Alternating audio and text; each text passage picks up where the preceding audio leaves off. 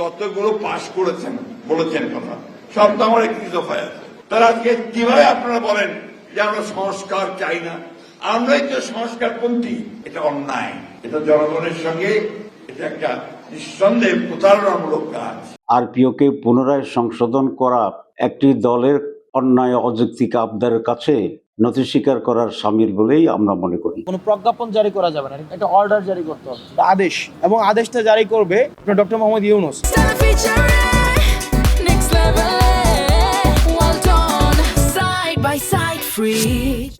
জুলাই জাতীয় সনদ বা সংস্কার প্রস্তাব বাস্তবায়নের বিষয়ে রাজনৈতিক দলগুলোর মধ্যে যে মতভেদ দেখা দিয়েছে তা নিয়ে উদ্বেগ প্রকাশ করেছে অন্তর্বর্তীকালীন সরকারের উপদেষ্টা পরিষদ।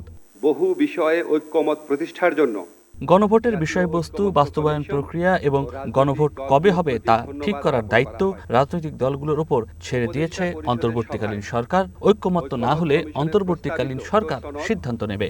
সংবিধান সংস্কার আদেশ চূড়ান্তকরণ। সোমবার প্রধান উপদেষ্টার কার্যালয়ে উপদেষ্টা পরিষদের জরুরি সভায় এসব সিদ্ধান্ত হয়। পরে আইন উপদেষ্টা আসিফ নজরুল জানান, রাজনৈতিক দলগুলো যদি এক সপ্তাহের মধ্যে ঐক্যবদ্ধ সিদ্ধান্ত দিতে না পারে তাহলে সরকার তার মতো করে সিদ্ধান্ত নেবে। এসব প্রশ্নে রাজনৈতিক দলগুলোর মধ্যে যে মতভেদ দেখা দিয়েছে সেজন্য সভায় উদ্বেগ প্রকাশ করা হয়। এসব ক্ষেত্রে ফ্যাসিবাদ বিরোধী আন্দোলনের দীর্ঘদিনের মিত্র রাজনৈতিক দলগুলোকে স্বীয় উদ্যোগে নিজেদের মধ্যে আলাপ আলোচনা করে সম্ভাব্য দ্রুততম সময়ে, সম্ভব হলে আগামী এক সপ্তাহের মধ্যে সরকারকে ঐক্যবদ্ধ দিক নির্দেশনা প্রদান করার আহ্বান জানানো হয়।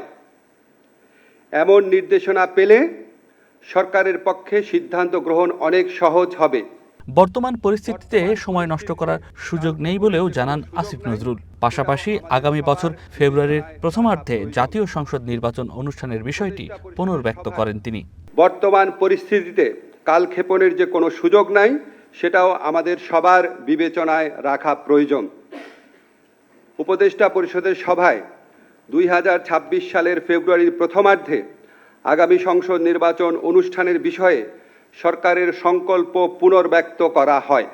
গত মঙ্গলবার জুলাই জাতীয় সনদ বাস্তবায়নের উপায় নিয়ে অন্তর্বর্তীকালীন সরকারের কাছে সুপারিশ জমা দিয়েছে জাতীয় ঐক্যমত্য কমিশন। এতে বলা হয়েছে, সনদের সংবিধান সম্পর্কিত সংস্কার প্রস্তাবগুলো বাস্তবায়নে বিশেষ আদেশ জারি করে তার ভিত্তিতে গণভোট হবে। গণভোটে প্রস্তাব পাশ হলে আগামী সংসদ সংবিধান সংস্কার পরিষদ হিসেবে 270 দিনের মধ্যে সংবিধান সংস্কার করবে।